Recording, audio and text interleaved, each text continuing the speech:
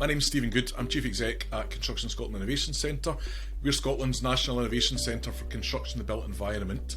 And we're developing this podcast series as a way of introducing those that don't know much about CSIC to the work we do here in Scotland, but also to try and tackle some of the really big issues facing the sector and engage with the leading change makers who are driving innovation and transforming the built environment landscape. So far, we've explored innovation, obviously, the future of skills and apprenticeships, diversity and inclusion, and the last time we spoke to the team at Heriot-Watt University who are developing the UK's entry to the Dubai Expo Solar Decathlon. They're using digital manufacturing and mass timber solutions, and we had a really good conversation around how the students have got involved hands-on in the build within our innovation factory space. Across these themes and many more, we hope as we develop this podcast series, there's something here that you feel passionate about and inspired to take action around. If you do, we'd love to hear from you and help support that work going forwards. Don't forget to subscribe on Spotify, Apple and the other podcast platforms, or you can find all of our podcasts on our website at cs-ic.org. This month we have been focusing on the Retrofit Challenge. With about 80% of the buildings we'll be using in 2045 already built, working out how we best retrofit and refurbish those homes, schools, offices and other built assets is one of the toughest challenges we face on our journey towards decarbonising the built environment. So given it's such a tough nut to crack, I'm delighted to welcome to this podcast today two innovation champions who know a fair bit about the topic and hopefully how we get it right going forward. Firstly, I welcome Russell Smith, Managing Director at Parity Projects and Founder and Managing Director of Retrofit Works.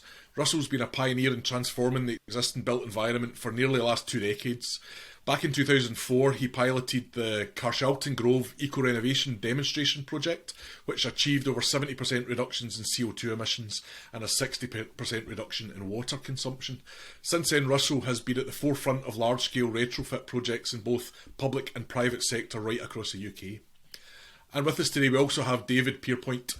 David is CEO of the Retrofit Academy, who's been leading the development of the Retrofit Coordinator qualification and the establishment of Centre of Excellence. He's considered one of the UK's leading experts on retrofit education and works closely with Trustmark, Bayes and BSI in supporting the transition to delivering whole house retrofit solutions.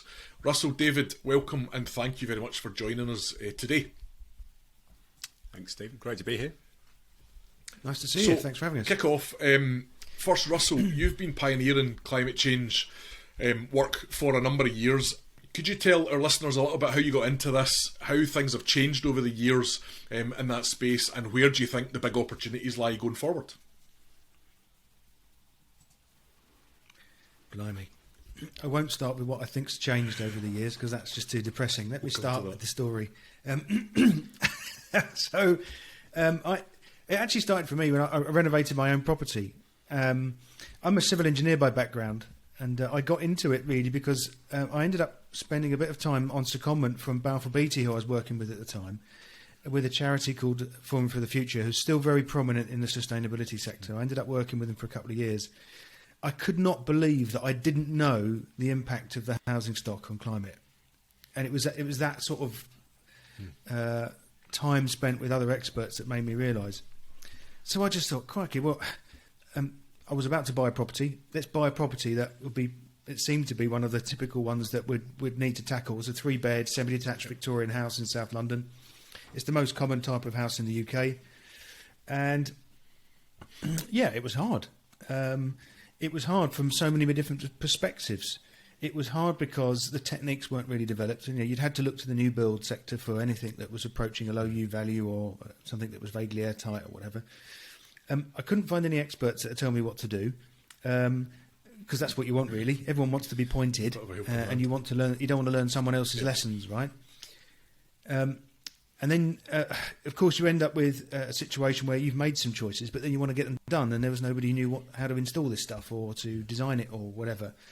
So I ended up coming up with a rudimentary bit of software that helped me work out the best thing to do with the building, which, you know, when you've got literally 1,500 choices or so to make, you want something that's going to help you sort the wheat from the chaff.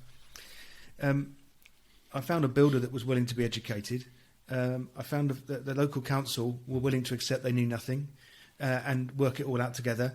But the critical thing for me, Stephen, was I had about 3,000 local people after over 3 years of renovating the building that wanted to come and have a look. And that was the amazing thing. And I'm sitting at home writing down everyone's names and addresses when they come through the door, thinking, there's got to be some customers in there, surely. So that's where, it's where it started for me. So it started from the perspective of there is some demand, and that's the opposite of what everyone seems to be saying in the market right now. And we will come on to your survey a bit later on. Do you know what? People want to do this stuff. But the industry really hasn't caught up with that. And there's lots of reasons for that. And yeah, I got to a point where I ended up reducing my energy bills down pretty significantly. But I did it a few different ways, so I could test so 8 different types of internal wall insulation.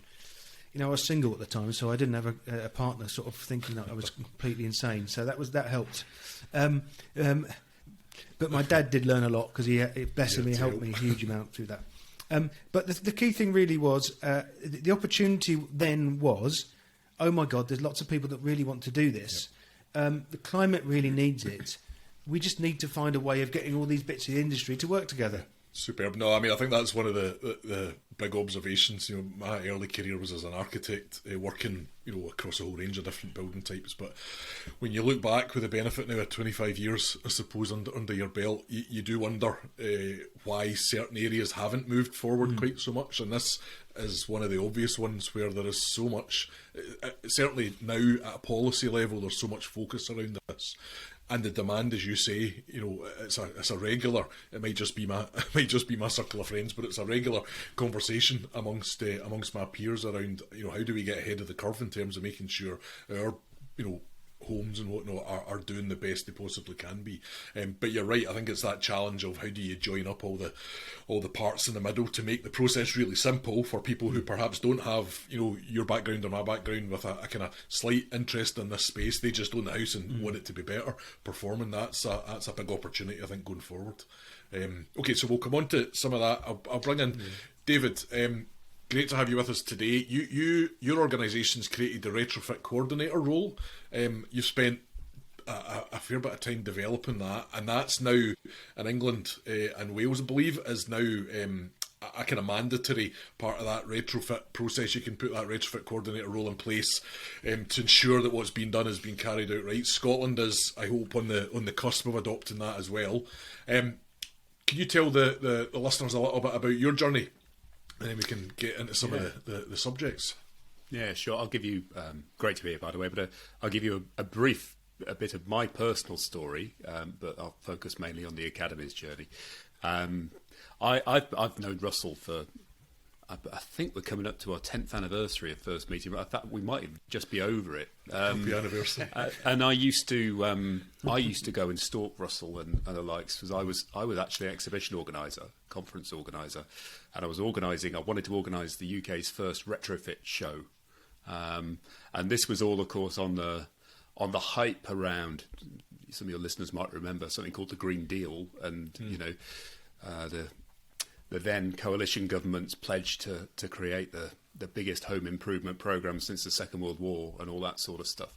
Yeah. So I used to hang on Russell's every word and other experts' every word and learn from them. And of course, they were my speakers at my events and all this sorts of stuff. But it's sort of one of those stories where a poacher turns gamekeeper, and you realise, a bit like Russell did actually, but the enormity of the challenge that is faced and how fragmented and disjointed the efforts have been to try and do something about this decarbonisation of our housing stock. And it is, I think I might be pinching Russell's words here slightly, apologies Russ, but it's the greatest challenge of our age, really. By 2050, we have to have a decarbonised housing stock, and yet we seem almost totally unable, or have over the last decade anyway, been totally unable to put a coherent strategy together to deal with that. I think it's fair to say it's an area where devolution hasn't always been a positive thing, because I think the different governments are tackling it in different ways, and there's not very much joined up thinking.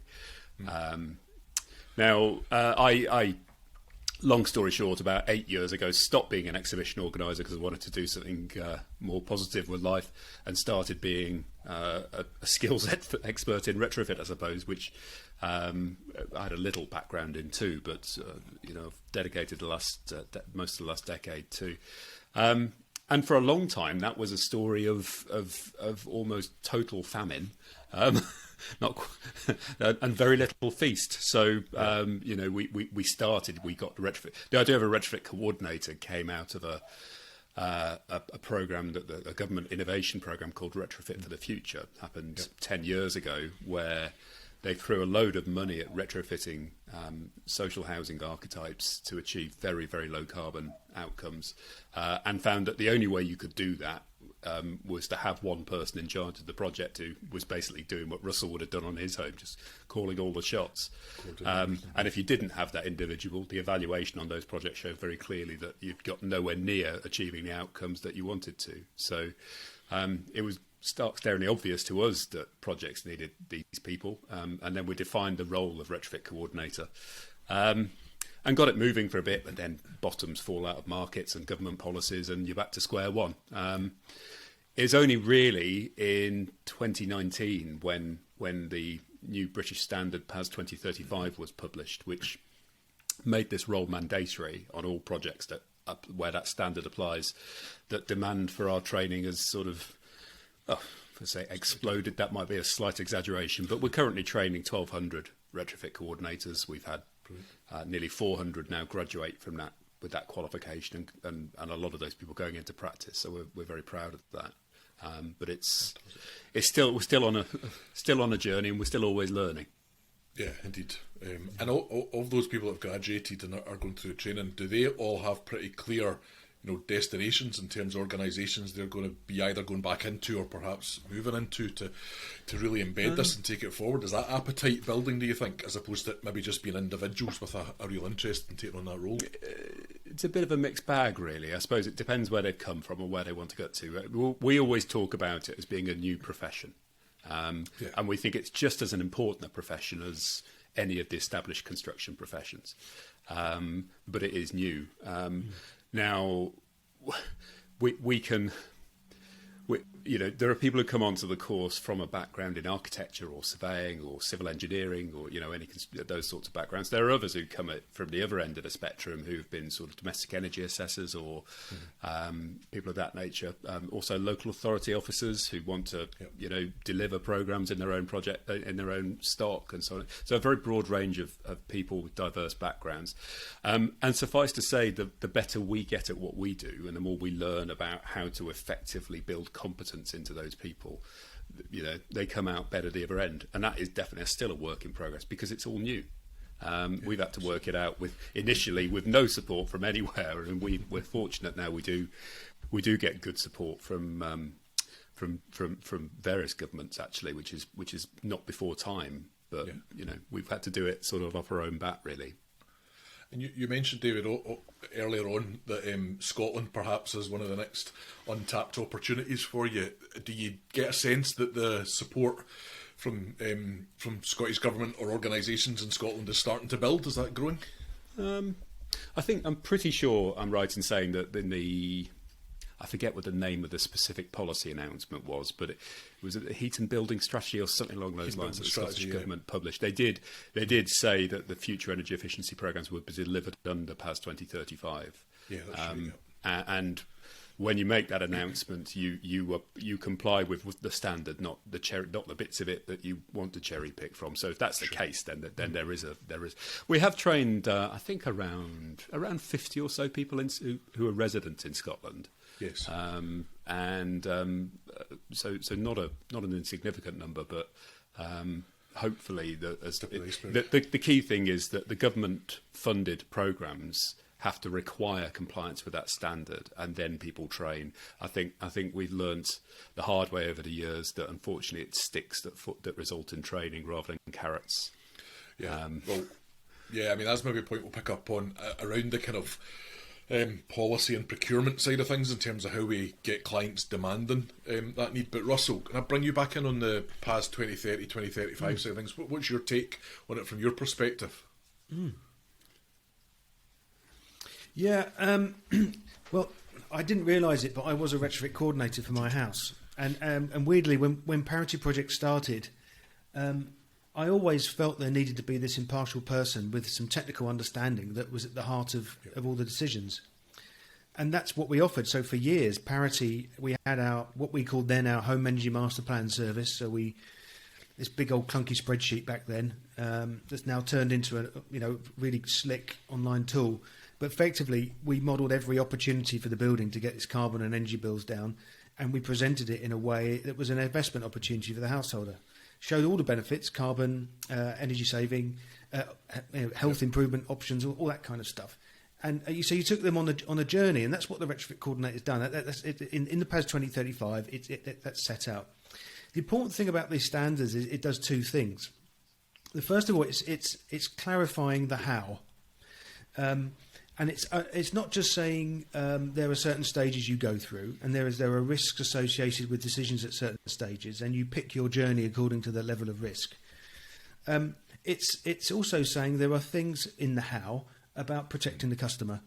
And there are lots of ways to do that, but it being established under the Trustmark framework really does help that, because Retrofit Works as well, which I founded 10 years ago or so, it's a Trustmark scheme. It's owned by contractors, it's owned by designers, retrofit coordinators. They're a shareholder in the co-op.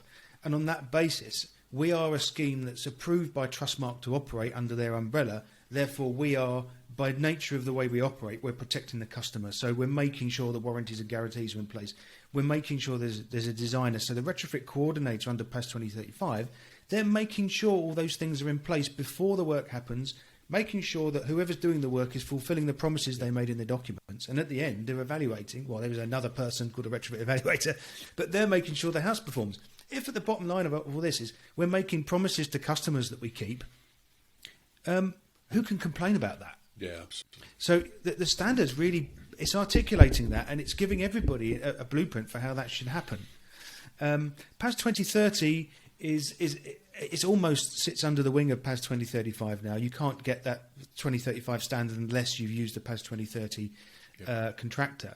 And ultimately that's asking a contractor to have a management system that proves they are installing things to a certain quality. They'll still probably need a competent person scheme or building control sign-off within it, but it's about the process. And up till now, when these standards came in, it was a pick your route through, give the customer a price and hope they don't ask too many questions. You do the bare minimum and fingers crossed. Now it's set out quite clearly, and that can only be a good thing. Now, the difficulty we've got is inevitably there's a shift in cost in delivering those things. So we've got to ask ourselves, and at the moment the industry and its pricing level needs to catch up with what these things cost. But where we are right now is I'm dealing with a lot of jobs that have gone hideously wrong over the last 10 years, and it costs way more money to sort them out than it would have done to pay a little bit more to get them right in the first place. So there's a lot of... So it would be good if anybody from government is listening to this that say, okay, just give us a bit of a help as an industry to help pay for the stuff that we know is good that are making these new structures happen. And the more we do it, the less it will cost. And at that point, there'll be no more whinging. That aspect around quality, I mean, there's parallels with what you've described in our process that I'm familiar with, and we're familiar with through Passive House and Enerfit, where you have, very clear principles around how you should do it. Actually, it's more around the quality of the workmanship and the attention to detail often than it is around other aspects. And then it's that independence of, you've now got a solution that we, as contractors, designers and certifiers are confident to stand behind, and it's how do we build that wider network of that. I'm interested from the point of view of the construction industry that's responded and is working in this place. I suspect there's a big SME base who are starting to develop specialisms in this space. Is that community starting to grow as you see it? Yeah, kind of. One thing, if I just go back a step from your question, I worked with some colleagues and the Construction Leadership Council last December to write a national retrofit strategy. Within that, we did some modelling of what's required, and modelling based on what we do at Parity Projects, which is to model the existing performance of buildings. We look at what's installed in those buildings. We look at the gap. We run scenarios on getting to net zero, and we pick the least cost route to getting to that, or time limiting parameter or whatever. and you get to a point where you say, okay, well, these buildings need X million pounds. They need this amount of years to go to. We targeted 2040 because it feels like the right climate answer rather than a 2050, which is the right political answer. And the bottom line is the Office of National Statistics is saying we've got around about 200,000 people working in the RMI sector right now. But actually, our modelling showed we needed an additional 400,000 people to do this work by 2040. All right. Now, if you marry that, Stephen, with the fact that 40%. Sorry, so I've got some stats here. That 9% of the GDP is from construction. 99% of people working in construction work for an SME. This is an enormous issue. It's an enormous task. As David said, this is the biggest engineering project the UK has ever seen. And the bottom line is that SMEs are absolutely at the heart of it. Another interesting fact from the Federation of Master Builders, 90% of small builders don't even have an office. It's the van, yep. So, we're dealing with a really massive problem here, and we need to provide industry not only with 400,000 new people, we need to provide it with an infrastructure within which to operate. And I'm only talking from experience as well. We're running a couple of able-to-pay retrofit programs supported by BAYS over the last few years. And I'm dealing with contractors that really know how to screw stuff to a wall, but when I show them a new technique, I've got to show them how to price it up. I've got to write a method statement for them, and I've got to show them. One of them, actually, I won't mention any names, of course, but they'd never used a domestic contract with a householder. So we had to give them all that stuff. If we want to comply with the good stuff that Trustmark's providing to the industry as a standard for protecting the customer, all that stuff has to be there. All of that stuff needs to happen, and it's not about training up 400,000 new people. It's about incubating new companies as well. Absolutely.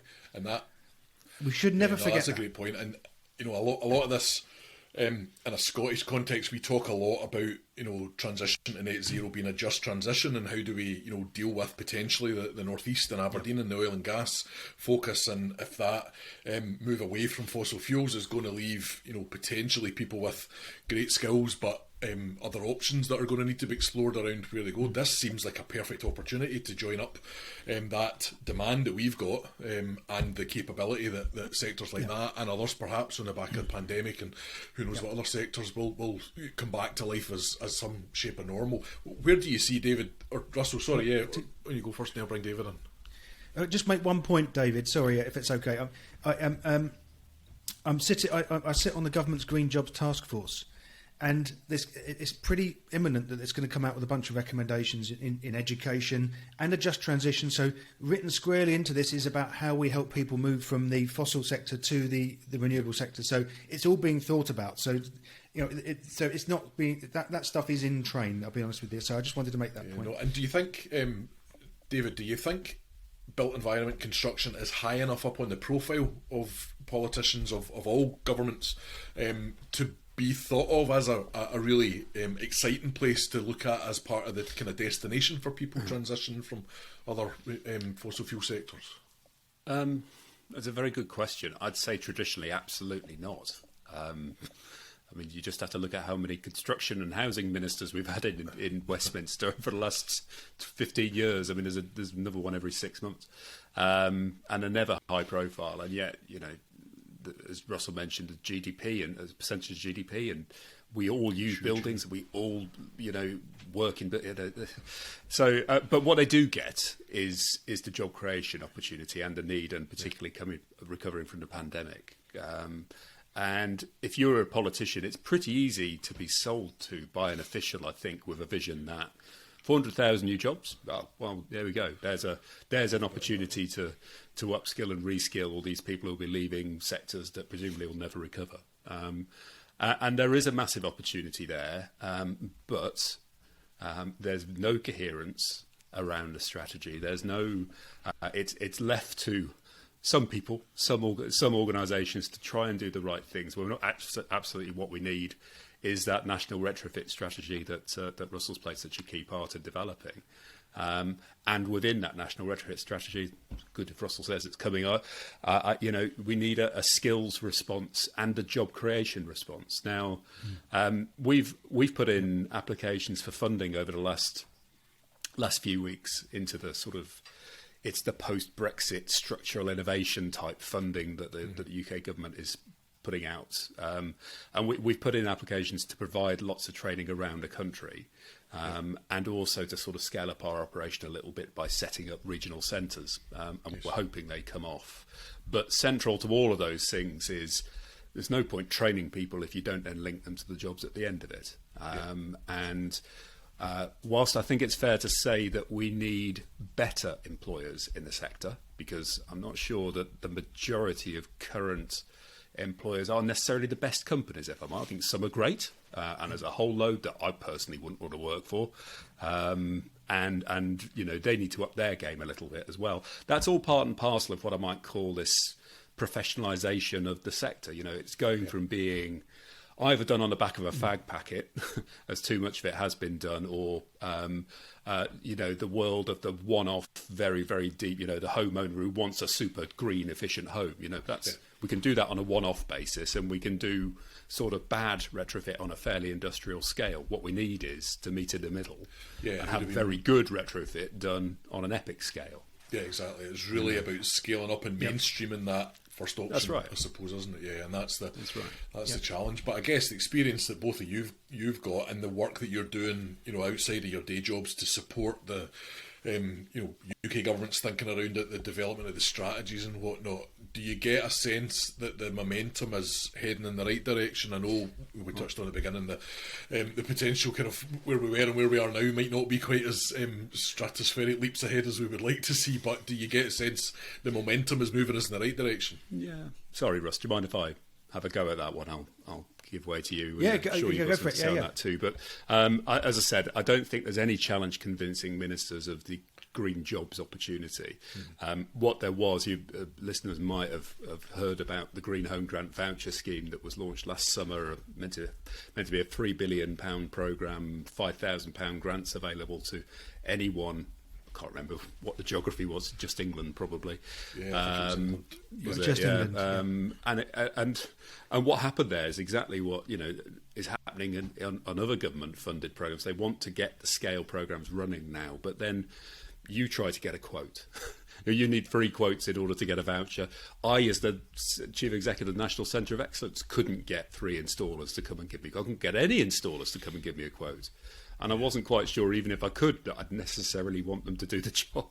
So we just don't have the supply chain at the minute that we need to deliver that volume and scale of good quality projects. And until we've invested in that and solved that problem, then politicians can forget about the grand vision. Yeah, Russell, anything? Yeah. I think that's an important point there. I mean, the Green Homes Grant. I mean, I and others were involved with some of the civil servants that were devising the Green Homes Grant just before it launched, because it was launched in a panic, right? There was money to spend, and the Treasury wanted to spend it quickly. And quite rightly, they've identified retrofit as a place where if you spend money, there will be a multiplier effect on the economy. And it's like nothing else you can invest in the UK. It will have a big effect if it's done right. And we were only dealing with headlines in those discussions, but the detail that comes out meant that the construction industry didn't want to get involved because there were hoops they had to go through that were expensive and slow. And uncertainty over the administrator. But what I'm driving at here is that one of the things you mentioned, Stephen, was inclusivity and making sure there's a transition that's fair to everybody. It needs to not just be platitudes. We need the SMEs. We need different parts of the community. We need everybody to feel that they are part of that movement, not having it done to them. That's why we started Retrofit Works, for instance. It's a co-op. It's owned by all the people that join it, and they get a say in how this happens.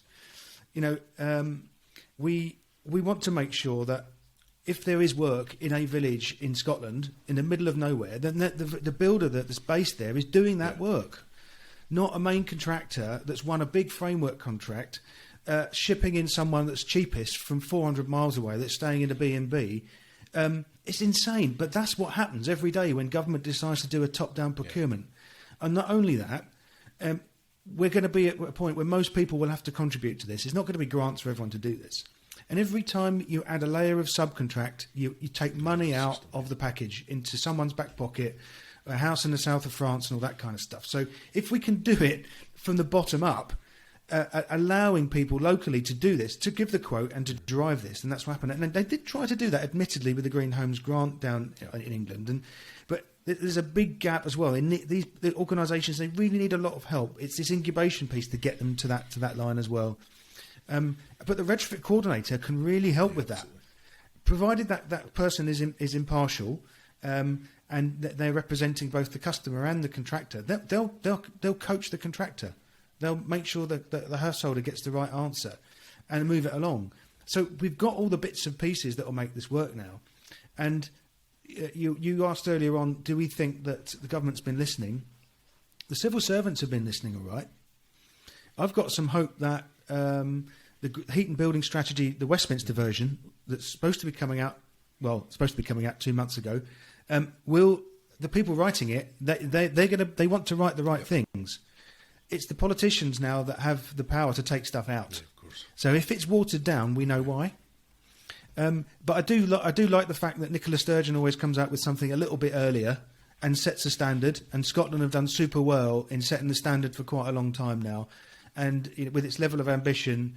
And it's something that we're very jealous of south of the border. I'll be honest with you. I think it's an area where certainly, we work quite closely with Scottish Government and civil servants around a whole range of things. There's a big piece of work underway just now around potentially driving the opportunities around modern methods of construction, off-site manufacturing, advanced manufacturing sort of solutions, and it's that key connection between industry capability, which can be built, and much the same here. We know we can build the knowledge, experience and the quality there, but it's about connecting that to the line of sight, to the opportunities and the procurement mechanisms and the pipelines and the programmes that are coming from local authorities and public sector clients, private sector clients. That seems to be the piece that's still quite challenging, is how do you join all that up to make sure that the industry that's really interested in doing this actually has the confidence it can invest in the retrofit coordinator training and the capability, the knowledge. So I think that's an area where we're working across a number of spaces, I guess, and this feels to be the next big obvious one for us, because as you touched on earlier, the challenge is absolutely huge, and the timeline is tight, and the capability we need to develop is not there yet. So we've got a lot to do. Sorry, David, you were going to come on? Yeah. Well, I was just going to comment on a project we've got going on at the minute. England's divided into 5 regional areas, which each has what's called an energy hub. So they're supported by the Department for Business, but they work independently. They bring together all of the housing associations and local authorities in those areas.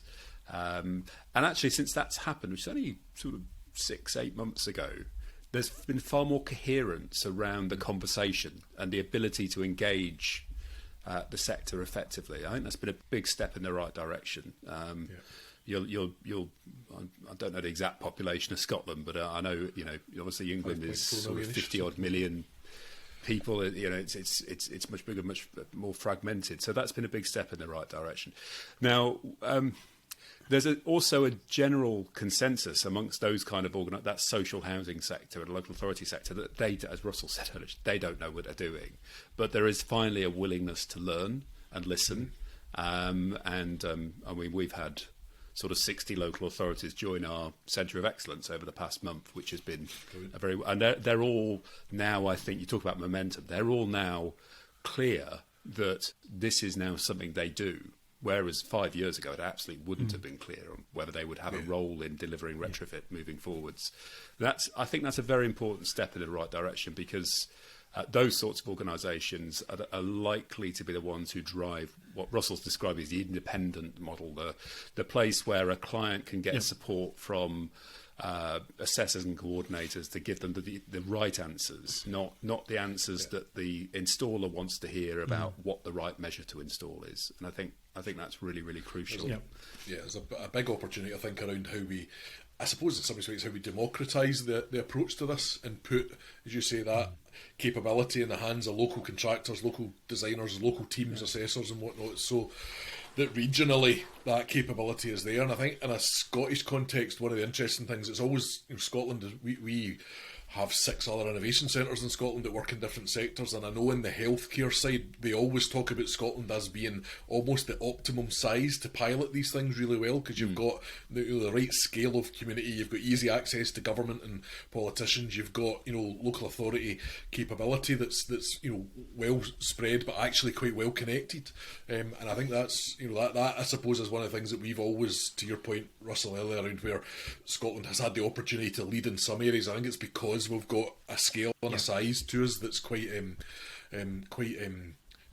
sort of reasonably transparent and approachable and adaptable. So I think we need to build on that, certainly, from our point of view, moving forward. But I think there's equally opportunities, and this is a big part of what we do a lot with our work in government and with other agencies, is that okay, we're in Scotland, and that then means we have certain situations where the devolved nature of government has different priorities, there's different regulations, sometimes there's different focus in certain areas, but we shouldn't be immune to good work that's going on elsewhere across the UK and indeed internationally. I think that's a big part of what we're trying to do moving forward, is give the Scottish community ecosystem that insight into what else is going on. A part of the reason for inviting you guys to come and talk today is very much around that. It's I know David, you've been working with the Renfrewshire Council, I think, haven't you? And it's maybe you could touch a little bit on that in a second. But I'm going to come on to a point where we shared with you some survey work we did a while back. So come on to that in a minute. But David, your Renfrewshire experience, you tell listeners a wee bit about that. Yeah, sure. I've been working with the team at Renfrewshire Council for about 2.5 years now, I think, and they're a fabulous group of people who, I think, they're very very committed to tackling the climate change issue and the fuel poverty issues. Very, very super motivated. And I mean, when PAS 2035 came out, my phone rang straight away from the guy who headed that up, and he said, "Well, I think we're already doing this." A bit like Russell's already been doing it with Retrofit Works, but and they were. I mean, they all of their projects were effectively PAS 2035 compliant before, because it's just good practice. It's not some idealistic utopian sort of dream. It's just how good construction is delivered and managed, so it was relatively easy for them. They work they were able to tap into good people, good architects, good architectural practices. They've worked closely with a number of their contractors to help inform and change their approaches to things. They've made some mistakes that they've learned from along the way. And they've shared that very, very openly. I mean, bless him, Duncan Smith's one of the great posters on LinkedIn. And if you want to know more about retrofit in Scotland, make sure you follow Duncan. Absolutely. It's they were clearly the first PAS 2035 compliant local authority in the country. I mean, the whole of the UK. So there's a good model there, I think, for other local authorities listening potentially to follow. Superb. And you're right. I mean, Duncan is a fantastic advocate for, let's try it, let's see how it works, and if it doesn't work, let's make sure we share all those lessons so no one else necessarily has to make the same mistake again. What we need is more ambassadors, I suppose, like that, more innovation champions that are trying new things and being quite comfortable. And part of our job as an innovation centre, I suppose, is to support de-risk where we can, but actually celebrate and support failure, I suppose, because that's how we really push forward and develop these things. So Duncan's a huge supporter, I suppose, of just let's try new ways of doing things. And you're right, there is actually a huge ecosystem there that has been doing this, high quality, really efficient work. It's just about how do we get that out of the niche, corners and out the shadows and into the mainstream. And that's, I think, probably our biggest challenge next is taking the good stuff we already know is there and scaling it. I think there's an inevitability here. The longer we faff around, that there will be regulation. There will need to be regulation. And that's the politicians' worst nightmare. So, again, if any of them are listening, I'm sure they are. They really need to get some carrots out there and some incentives, because if this doesn't get moving, the deadline for climate change is, if anything, it's getting closer rather than staying static, and we move towards it. So the longer we take to get our bums in gear, the more regulation will be needed and the less popular they'll be. it's just a fact. Yeah, so it's not necessarily the carrot or the stick, it's the pointy shaped carrot, I suppose, isn't it, that we need to start waving about just now, get everybody excited about what the opportunity is with the various opportunities. Yeah. Smashing. Okay, listen, the survey that we ran recently, the poll we ran recently around trying to get a sense of people's thoughts on the kind of main challenges, I guess, around retrofit. So it was a broad survey to our probably about 7,000 or 8,000 community that went out there. Not all of them responded clearly, but from that kind of broad community of industry, academic partners, all different parts of the supply chain, some clients and policy and agency folk in there as well.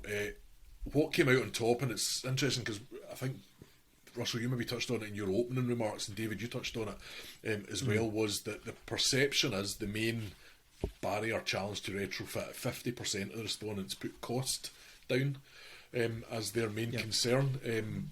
34% around the kind of no one-size-fits-all solution as a challenge. So perhaps they were hoping there was a one-size-fits-all solution. Thoughts on that? We shared some of the highlights for that earlier. Responses, thoughts? Yeah. So it costs a lot of money. Some might say, let's say that the figure we came up with to get to net zero in the Construction Leadership Council work was about £23,000 per property. But it's interesting that the approach could vary. If we decarbonise the grid rapidly, and we are actually, surprisingly, you could lean more towards zero carbon heating technologies, so renewable heating, and then less so on insulation. But if you were to do that entirely, forget the insulation, you'd still be having the fuel poor homes fuel poor because whatever form of heating they have, they can't afford it. If you went fully down the route of insulation, we couldn't afford that. Because it's just too expensive to decarbonise entirely and get rid of a passive house standard for a retrofit is, I don't mind saying it, insane. It's just far too expensive. Even if you were to be able to hike out the tenants and the homeowners and do it all in one go, it's just too much money. The incremental, once you get past a certain U value, the diminishing returns are bonkers. So there's a middle ground to be had. And it very much depends on the housing stock you've got, what the grid can handle in terms of heat pump capacity. If you might even have a very nice way of making hydrogen nearby that could fuel a community heating situation or whatever. So those things have to be worked out and around. That's the sort of thing we do at Parity Projects every day. So we've modelled this for all of the 1.2 million houses in Greater Manchester, for instance. We've created them an energy model of every individual dwelling in order to run scenarios. So cost, it's going to be chunky. Yep. Whatever we do, it's going to be chunky. The issue isn't necessarily that money is needed. The issue is that people haven't got their hands on that money right now. And if you bottle that up and say this one-size-fits-all solution, so that's 84% of your vote there, okay? If you can bring those two together and say, well, we'll just do the work for you and you pay for it over 20 years, and whatever happens to that building in the interim period, effectively you're paying us a maintenance charge over that 20-year period. We'll take the loan, we'll take the risk, and the performance will be dealt with because effectively that's on me. Yeah, if you get it right. You're changing the game. Absolutely. So I actually get quite a lot of people coming to me say, I'd really like to pay for my retrofit. Like I've just taken out a PCP deal on my new Ford Escort, I was going to say, but that shows my age. Effectively, you end up with something that people understand. There's a guarantee of performance, and they're paying for it over a period of time, which people have got their head around now, right? But we don't do that yet as an industry because the other things that you've raised in your survey, complexity of ownership, that factors, and solutions not that widely available. I don't agree with that. I think that's rubbish. I think we've got all the solutions perfectly in our lap right now. So I think we've just got to turn this problem on its head. And there are hugely digital things that we need to sort out to make all this work. Yep. Training, obviously, is a massive issue to make it all work. But some of that training is about process. And if we just had a bit of money out of government to help us innovate on process, not just robots spraying stuff and putting people out of work, but process, making things slick, surveying technologies, understanding, performance technologies. I think if we knit all this stuff together, we can get a lot of the cost out of the process as well. So it's about turning on its head, thinking about it in a new way. Yeah. And you touched on Green Deal previously, and you touched on last year's programme that's been pulled. Are there any other kind of international best practice models that you're aware of? I'm familiar-ish with the German kind of finance model for energy upgrading, which seems to be recognised as probably one of the most well supported, certainly, and quite efficient European models. But is there anything you're aware of? Because I think the complexity is in finding that model that is underpinned by a willingness and a desire from the homeowner to take that leap of faith and then know that there's a system there that's going to deliver the quality. I think that's perhaps where the banana skins have been in the past. Anything you're aware of that, through this conversation, indeed through feedback you've been given to the UK government, we can give to Scottish government, that actually if you want to back a horse, this is a good model to kind of approach? I think it all depends on your housing stock, the political vibe, what people are prepared to pay. I don't think there is a blueprint anywhere. Now, I will give you a couple of examples, though. Obviously, people will talk about the Energiesprong model because it's happening. There's a lot of money being thrown at it in the UK. I think it worked quite well in Holland because I think there was a lot of grant money for the householders to access to reduce the financial burden. Brussels is a great example. Brussels City Region. I love this model, but I've never been able to get a local authority to bite on it here. They put in a very small amount of money as a loan guarantee fund. Right, okay. They worked with a local commercial bank that were offering out low interest loans to householders because this loan guarantee fund was there. In other words, it would pay out if the customers defaulted. So that meant that the bank had a lower risk and they reduced their interest. And I do think there was a small grant to each bank to pay for the administration of the grant as well. So there wasn't even an upfront fee from the bank. Once you tie all that together and you have a supply chain that's doing a good job, they're overseen properly. I believe in about 8 years there were 2 defaults on loans. Really? Yeah. So the pot wasn't even used. Oh. So you just think, oh God, it just needs, again, it's just joining things up, isn't it? Yep. And local authorities can borrow cheaper than anyone else in the UK through the Public Works Loan Board. So, there are things in that space to work on. But I think if you were to look at all of the stuff that's happened in the USA, it goes the thing that's worked best for them over there. They call it weatherisation there rather than retrofit, but they had a retrofit coordinator. Yeah, that's key. Huge amounts of public finance, subsidising loans to householders, some free interest as well. But actually, what really made it work, and the thing that got the biggest feedback, was that they had an impartial person that helped them through the process, that verified that the work was done well, and that just encouraged other people to get involved. Yeah. So it's lots of things about finance and the mechanism, and I say this every time, but it's trust. Yeah, a big part of it. Trust in the people that are doing this, and it will encourage others to come forward. And PAS 2035 and other standards that are associated with it do that. Yeah, it gives you that framework. Excellent. David, anything to add on that? Yeah, I mean, I don't fully agree with Russell around. NFIT is the passive house standard for retrofit. I don't fully agree that that's not a viable. I think that is viable in certain circumstances, and it's actually, for those in your audience who are familiar with passive house, a far more flexible standard than the actual passive house new build standard is. But we have found... I'd agree with that. We do. Thank you. By the way, I would agree with we that. do know that achieving those sorts of levels of carbon saving and comfort and all the things we seek to achieve through that type of approach, the average cost is way more than 25,000. I mean, the Energiesprong projects in Nottingham are coming out, at 80,000 plus, and that is... Inevitably, that will come down. Those sorts of costs will come down with volume, but it's whether they can come down quickly enough for those things to become a viable part of the solution or not. In terms of quality and reliable outcomes, they're a very smart horse to back. But what you can do for £25,000 is get to around about a 60% carbon saving on a home. You can usually insulate, a home appropriately for that. You can normally deal with the glazing, the doors, a replacement for the gas boiler with a heat pump, and possibly the introduction of solar thermal hot water system. So that's around about your 25,000. Maybe it's close to 30,000 at the minute, but it will come down. Russell mentioned the 23,000 number. Now, probably where the proving ground for all of that stuff is going to be in social housing, or it certainly should be. Whether it will be or not is another story.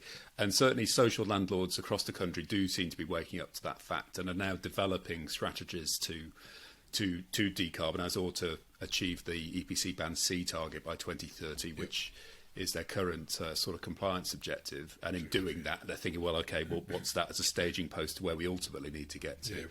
And if you look at what, you know, in that time period, they've already got in their asset management strategies, you know, planned maintenance and improvement on roofs, windows, doors, and so on and so forth. So this additional cost of 25,000 is about right. I'd say the overall cost of what needs to be spent on an individual home over the next 30 years is way more than 25,000 actually. The cost will come down, the quality will go up. We just need to make both of those things happen quicker. Quick enough, yeah, that's a big challenge, isn't it? Superb, brilliant.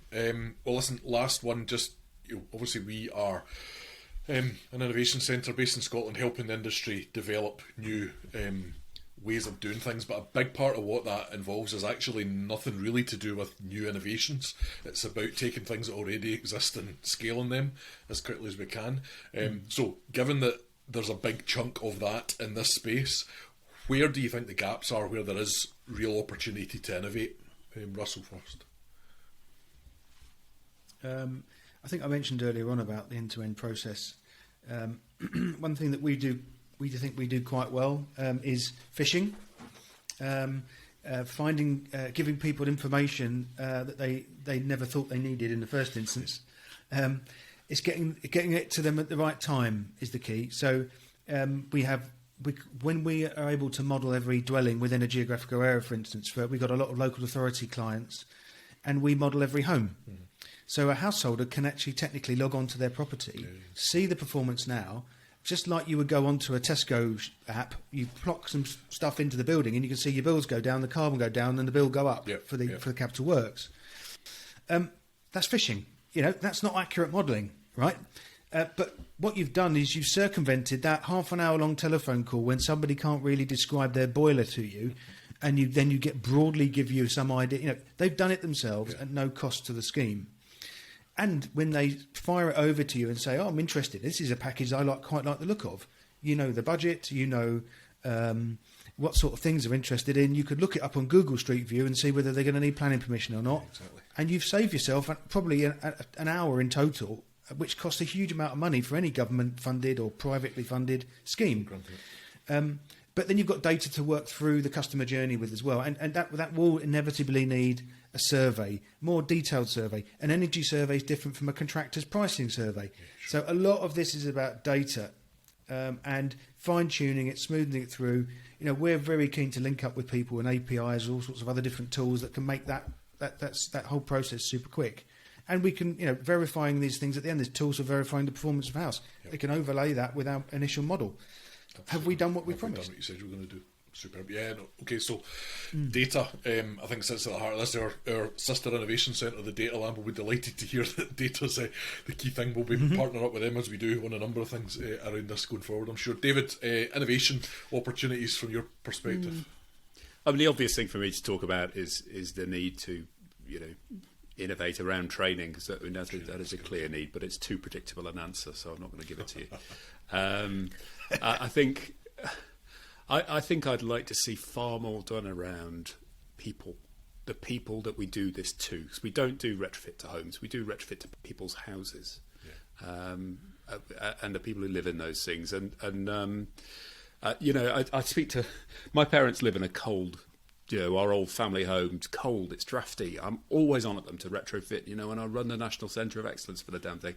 And I can't persuade them to do it because they're so convinced that this is going to be a horrible experience full of, you know, dust and muddy boots and more hassle than it's worth, and anyway they'll be dead soon, that kind of thing, that sort of attitude. That's real world. And we've got to understand the customer better, and I'm sure Russell, through the projects he's been involved in, has gained far more understanding around that than I have. But we ignore it. We always think retrofit is about the render, the insulation, you know, and it's not. It's about the people. Fantastic. Well, listen, that's a great point to finish up on. Thank you both very much indeed for your time. It's been really interesting to talk to you about, I guess, the retrofit challenge, but also the huge amount of work that's going on that suggests the potential around the opportunities, I think, outweigh the challenges perhaps going forward. So we'll stick with a half glass full moving forward, I think, rather than a half glass Definitely. empty. But listen, thanks again. Really appreciate your time and look forward to catching up in due course. So that's it, folks. Thank you again for listening. Hope you've enjoyed today's podcast. Don't forget to subscribe to the channel. We've got a lot more coming up over the coming months. Do visit the website as well at cs-ic.org for information on everything that's going on at the Innovation Centre, how to get involved in the conversation, how to get involved in projects, how to get involved in training programmes and various different things. All the links are in the bio, and take care, catch up next time, and thanks very much for listening. Cheers, bye.